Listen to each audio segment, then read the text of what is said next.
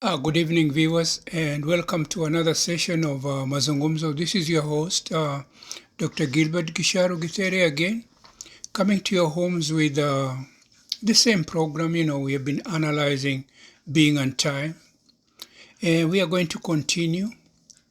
Existence proves that design of things outside us. Existence translates as present at hand, those things that are available in nature as concealed or unconcealed. So I'm just continuing. When consciously understanding allows us to interpret that there are things around us with entities, the state of being itself is present at hand. Things outside have a state of permanency, and they also have the ability to change or accommodate change. This ability is only possible if time is in play. So here is a very interesting introduction, is that time now is being introduced into the discussion, because the title of the book is Being and Time. And there can never be being without time. And you're going to realize as we continue going on. Things have a state of present at hand, and being as a state, as stated in the above sentence, has present at hand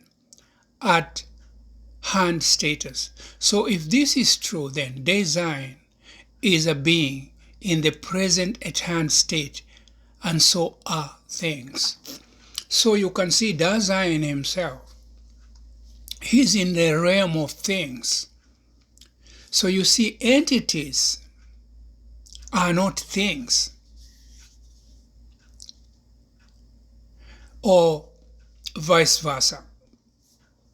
So you see, when things are in the state of like being, Dasein, he exists in his own right. The way the world exists doesn't exist in his own right as a thing. And as we continue, these things are going to be clear. And it actually, he stated as if he's present at hand, ready to hand. So his entity, singly, himself, is a thing. Change, like being, is an equivalent of present at hand. So is time. Design is equal to existence, are all it external entities, things.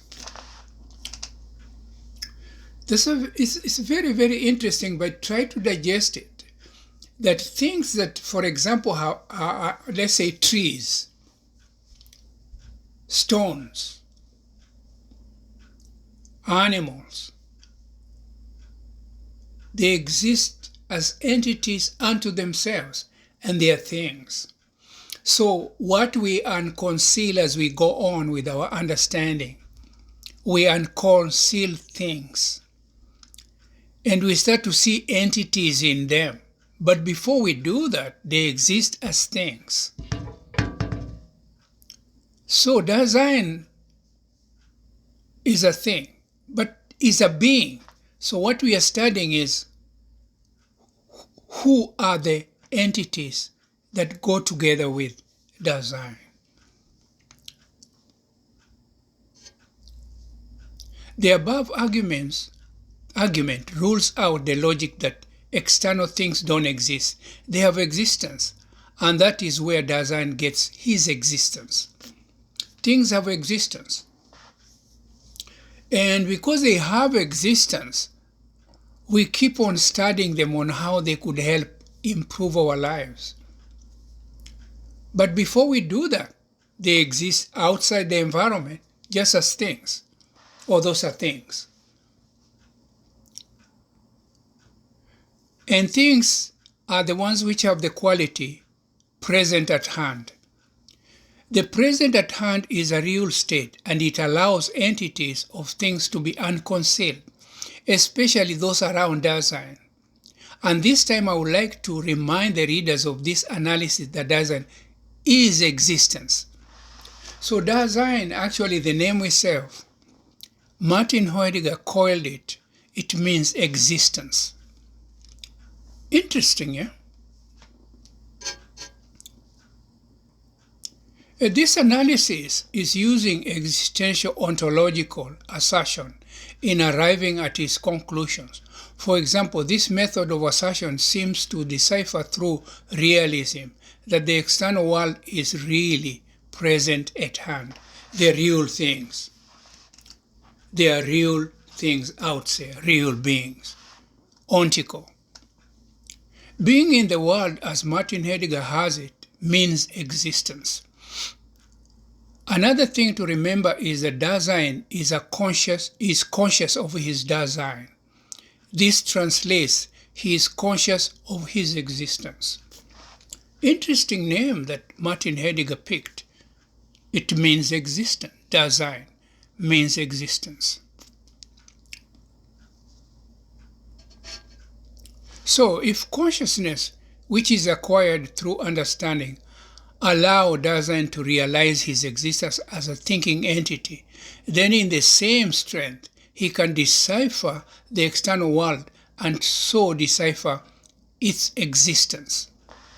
He exists, but he has also the power to decipher things that are available and bring out the entities that entail their existence. At the same time, it is important to remember that entities are always within the world around Dasein. Parmenides, a famous Greek philosopher, was the first person to discover the existence of entities. He also spent time trying to decipher what was truth. Because we all go to the classics in primordial, and we arrive at the Western civilization actually starts in Greece. And Parmenides was one of the philosophers. Even he is quoted by Michel Foucault in the Archaeology of Language. Aristotle, the father of logic, was also included in those philosophers who researched on what was truth. Greek philosophers also defined philosophy as the science of truth. In 1979, though, in my other papers and the other things I've discussed, Richard Rorty, the famous Princeton, University of Princeton, the father of linguistic turn, refuted this idea and instead perpetuated the idea that language was at the basis of all human knowledge. That's another subject for another time. We'll just pass it. Martin Heidegger, in his book Being and Time, I think 1972 it came out, he used phenomenology to study phenomena. And in addition to using these methods, he also used existence, ontology, and Dasein to decipher the entities, for example, that made up truth. Many of the scholars who researched on truth, they seem to associate truth with agreement of knowledge with its object. So when the knowledge concurs exactly with objects that it is discussing about, the knowledge, the meaning it is trying to give, then you say that is true. If knowledge agrees with its object, then anything you say about that object is true. Because knowledge is what deciphers the entities in objects. Philosophy strives to see that words retain their value, or to say it different, retaining the intelligibility of the words in academia. You know, things have got to make sense. So when you talk about them, they make sense to you, or they make sense to the people you are addressing. So philosophy actually has always tried to see that the sentences put together by people about any subject, may it be chemistry, biology, sociology, the knowledge agrees with the objects of that subject. And that is what philosophy bothers about, about. These are questions, they can be refuted though. But as per this discussion, knowledge has to agree with its objects, and that is truth. But according to Davidson and according to Richard Rorty, truth is only necessary when it comes to beliefs, nothing else. Language doesn't really need truth to better human life. Irrespective of truth, language will always be able to strive to give humans knowledge so that they actually better their life. So actually, Rorty was of the idea that humans are not there in this world just in search of truth. They are here to communicate with one another. Jürgen Habermas also, communicative action.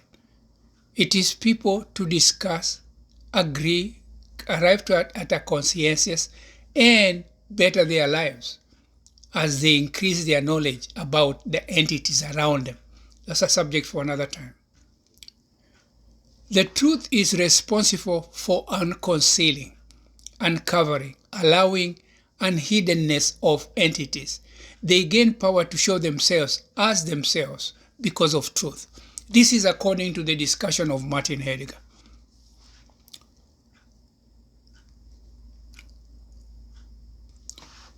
Being true as being true as being, uncovering is a way of being for Dasein. All this is possible because the understanding Dasein acquires and his ability to interpret all that is before him is acquiring knowledge. So as he acquires more knowledge, the more he discovers things with certain entities. If you rub a piece of dry wood, you rub it hard, fire will come out. You can generate fire by frictioning two pieces of wood, rubbing them against one another. Like the way you see somebody taking a sharp piece of wood on a piece of wood, rubbing the sharp one, and you make fire.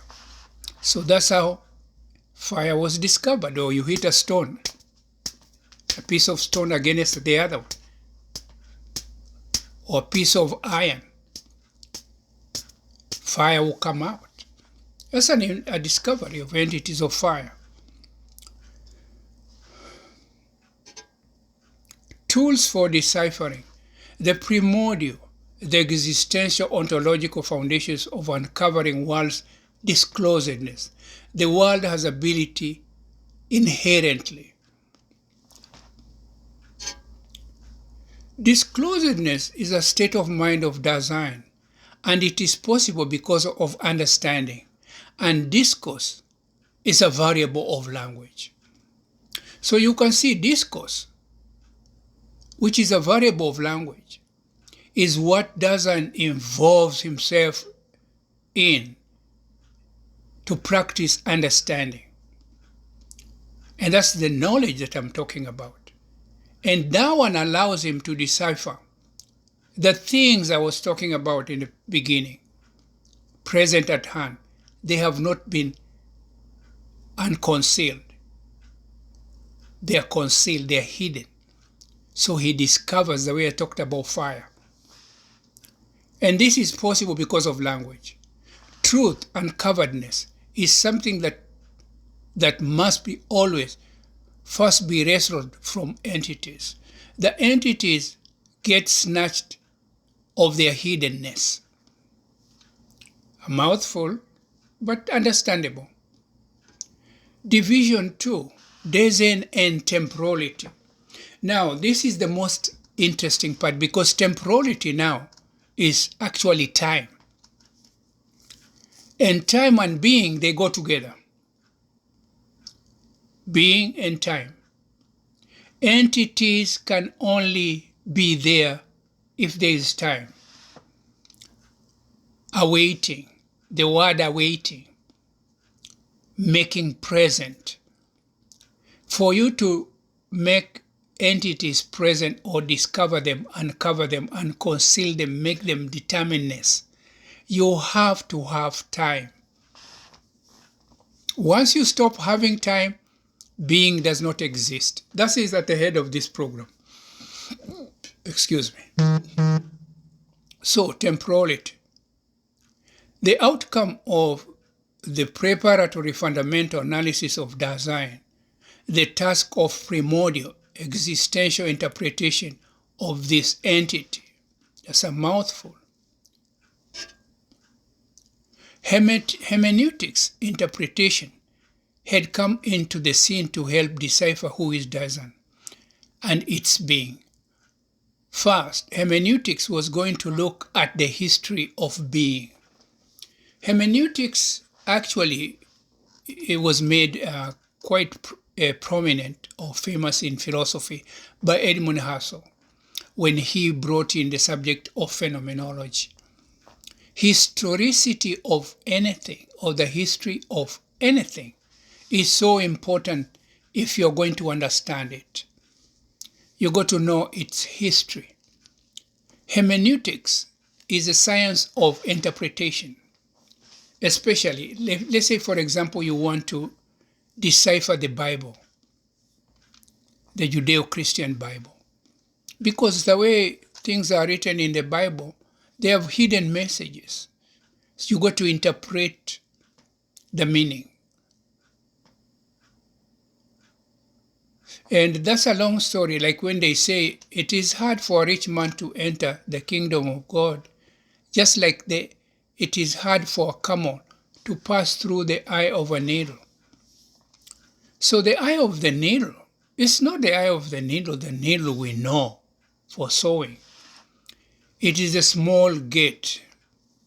In Jerusalem, there was a big wall surrounding villages or the townships, urban centers.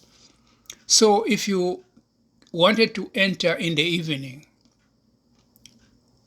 through the gate, the main gate was closed and a small entry was left, and a camel with all its luggages could not pass through. You had to take out all the big luggages from the camel, unload the camel, or sometimes then once you unload all the things that the camel is carrying, it was possible for a camel to pass. Then you carry all the luggages inside. So it means if you are not really keen to go inside and sleep in a peaceful place, because you are not in a rush to go sell your merchandise, you will sleep outside, you will wait until it is during the day, they open the big gate and you pass with your camel, but you will be late setting your goods for the market. Now that is interpretation. A bit of interpretation, the eye of the needle. I might not have gotten everything in, but that is like now hermeneutics. You take that verse in the Bible and you interpret it. That is hermeneutics. The wholeness or totality of Dasein is another characteristic that can help us see more clearly the question, who is being, and the entities that make him up. Now we are starting going to the details of trying to see the entities. Dasein is not immortal. That is why temporality becomes a thing which is associated with him. Because time ticks. And as it ticks, it means Dasein is growing older. He has to strive hard to exist. But at the same time, he knows his demise, which is death, is coming at some time. So temporality becomes one and the same thing with the existence of Dasein.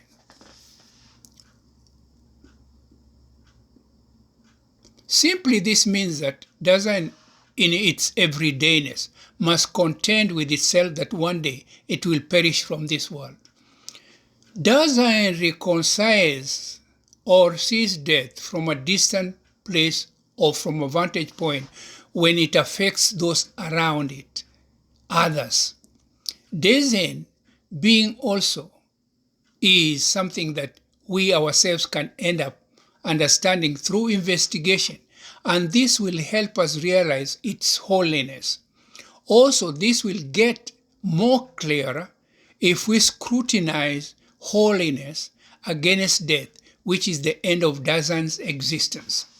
So we acquire understanding, and we are intelligent enough, we realize we are finite. We are not infinite. We are not mortal. We are mortal. We are not immortal.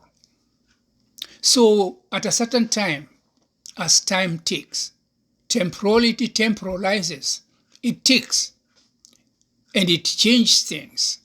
We know we'll come to the end of our life. At the same time, death is going to be scrutinized through existential ontological prism. How does being behave towards death? And how does its everydayness relate to death? So you can see, excuse me. So you can see, there was a little mishap there, for bear with me, when you're recording things, but we'll continue. At the same time, death is going to be scrutinized through I had said that, on existential ontological prism. Because this, I said, is like a magic wand. Existential ontological prism using phenomenology and also hermeneutics. Hermeneutics is for interpretation. Phenomenology is to unravel the phenomena of entities, how they exist in the environment. The phenomenology allows us to decipher phenomena, and the deciphering of phenomena is unconcealing the entities who make up design. So you can see existential, ontological, phenomenological faccicity of design's existence and existence of the entities that make him who he is will come through that magic wand. Existential ontological phenomenology is a magic wand.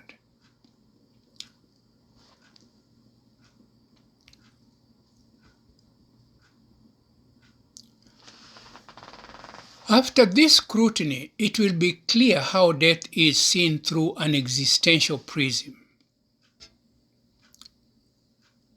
Existence, faccicity, and falling characterize being towards the end and are therefore constitutive for the existential conception of death. As regards its ontological possibility, dying is grounded in care. So you can see existence. As you exist, your existence against your demise, which will come at the end. And all the facts you're collecting, the entities that you're trying to decipher to make your life better, they are all because you want to make your life better. You have a short time on this earth and you want it to be a worthwhile existence while you're here. So all the facts you gather. Then there is the falling. You're always, as time ticks, the more you get closer to your end. As you tick, the time ticks. Now, it is saying now 1, now 2, now 3. Now, when you compile them, they make 1 minute. They first make a second, they make a minute, they make an hour, they make a day, They make 2 days, a month, 6 months, 1 year, and you're getting older. As time ticks, you're nearing your demise. Before we can say Dasein has holiness, for he dies in the end, but there are a few things we have to contend with. For example, the potentiality for being a whole for Dasein, the possibility of Dasein having a totality and an end at the same time. Also, it will be imperative to explain Dasein's being at the end and relate this to the idea of existence and death simultaneously. So actually what Martin does, and this is very interesting, existence cannot be looked at independently of the end of a human being. They have all to be interconnected. So as he continues to decipher what entities make Dasein who he is at the same time accumulating those entities and showing them they make Dasein able to exist. But at the same time, as these entities are gathered, time is passing. As Dasein acquires understanding, he is also aging, and he is coming to the end of his life. So existence is the holiness you're talking about, Dasein here, his totality. At the end of it is he becomes finite at the end. And time, this I'm going to make open to you. Time lives together with the spirit like this. Time lives, spirit lives within time. And as time ends for one at the end of his life, the spirit takes over time. It's a very, very interesting concept.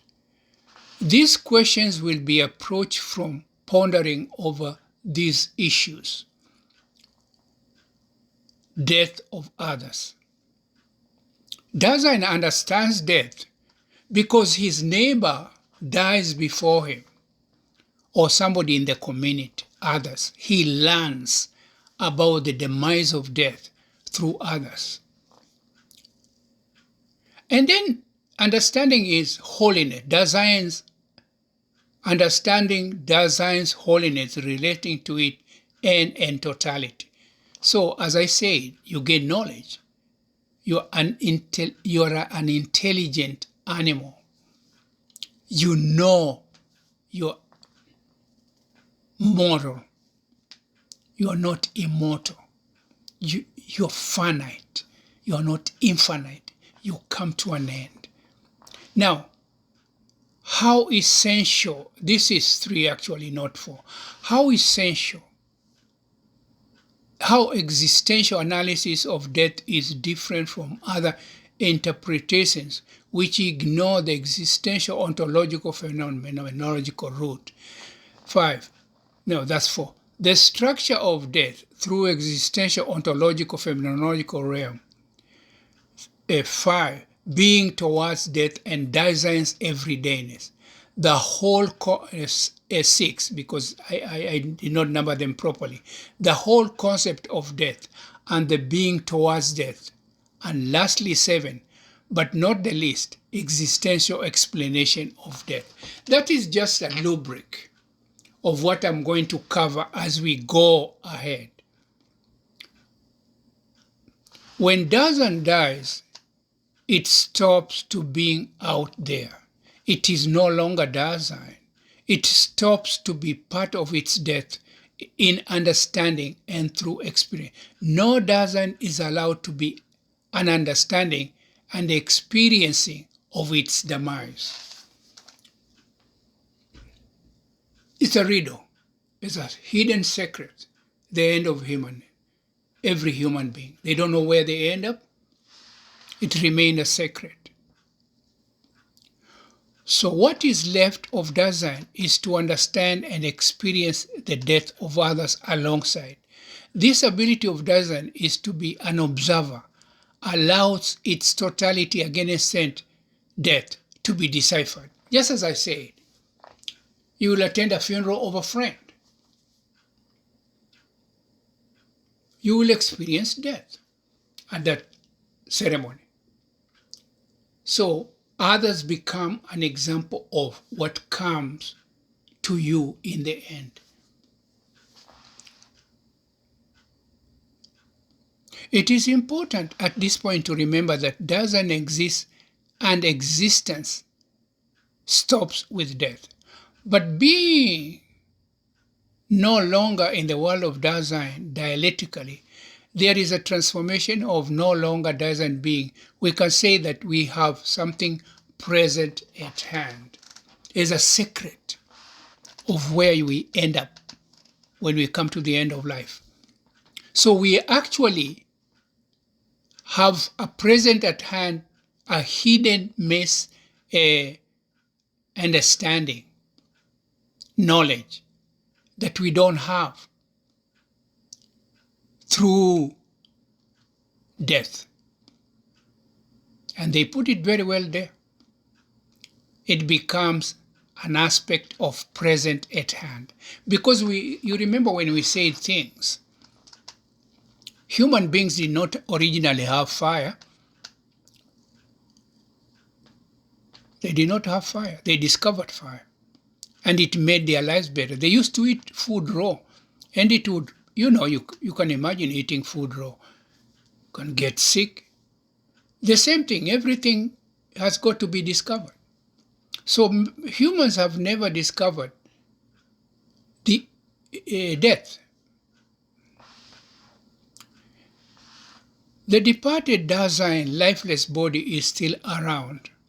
And at the same time, the relatives still are mourning for the death of their loved one.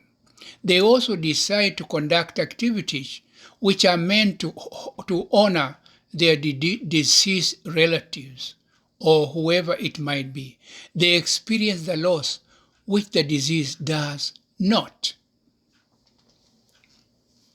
I had kind of touched on that, in that people learn about their demise through seeing their neighbors and people around them coming to the end of their lives. The question being posed is not how the dead could still exist with others. No.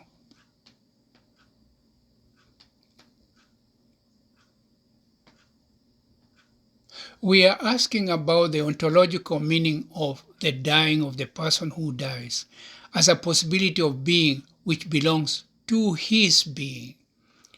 We are not asking whether still dead or is he still a Dasein with those still left behind. The end and the totality is not able to be explained by the dying experienced here. It is important here to state that one Dasein can represent the other. Being with one another in the world. One can sacrifice his life for the other one, but still, the one whose life has been spared will still have to face his death. Death can never be taken away. In dying, it is shown that mindness and existence are ontologically constitutive for death.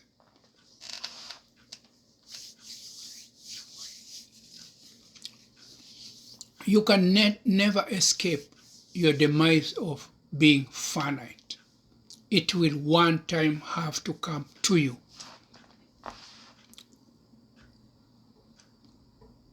The end and totality of Dasein is deciphered using the metaphor of ripening of a fruit not yet. Death is always lingering somewhere around the corner, not yet ontologically. At the back of your mind, it lingers. And is a very, very important concept when it comes to existence, being, and time. It is so, so important. But it will unfold as we continue. Being a fruit is the ability to ripen. This ability is inherent in every fruit. Nothing can force it apart from the fruit itself. It has a route it follows. It is pollinated. It starts to grow, to germinate. It puts a fruit. If it's a mango, if it's an orange, it is green, not yet ripe. Then it ripens. When it ripens, you pick it. It has seeds inside. So the life of a human being is almost a symbolism of the fruit. Negation of negation. You come to an end. The not yet ripe can be equated with present at hand. Being a fruit is the ability to ripen. This ability is inherent in every fruit. Nothing can force it apart from the fruit itself. That yet to happen, ripening of the fruit, ontologically, is the state of ready to hand. For when it ripens, it gets into a state of ready at hand. You can eat it. So you can see, present at hand is a flower which will produce a fruit. So you discover a flower becomes a fruit. And a fruit becomes ripe, ready to eat, ready at hand. If it is an equipment, a hammer, you have already made it, it's ready to hand. When it is out there, you haven't discovered, is in the form of a piece of wood and metal, present at hand. Hammer has not been discovered. The state of ripeness cannot be ignored by the fruit, for it is a continuous activity irrespective of what the fruit might think. The state of not yet is always there in the fruit. It is a being in the fruit. We can say it is an entity of being over fruit. Ripening of a fruit is an entity of a fruit, is a being, is an entity of whose being fruit is.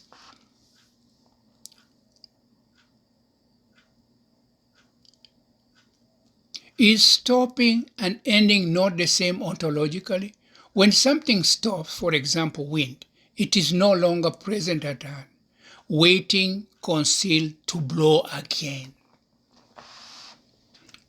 So the wind ends. When the wind ends, we go into a state of present at hand. But the wind is still hidden somewhere in the environment until the conducive elements of the atmosphere are there.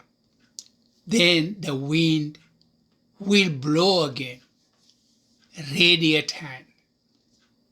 Ready to hand when it's still hidden there, ready at hand when it is blowing. The monsoons have come. The people can sail their dhows from Arabia to Mombasa because the monsoons blowing southwest, have come. Then they will blow northeast. People will take their dhows from Old Town. They'll go to Saudi. They'll go to Arab Emirates.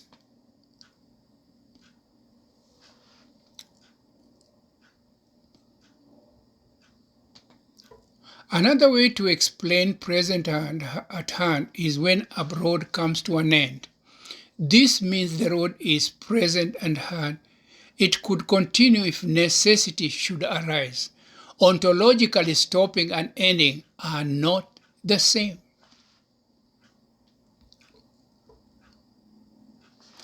Present at hand is an end, as when a painter puts the last strokes of a paint on a piece of painting. Another form of present at hand is when a road and a construction comes to an end. The construction could be continued at a later date.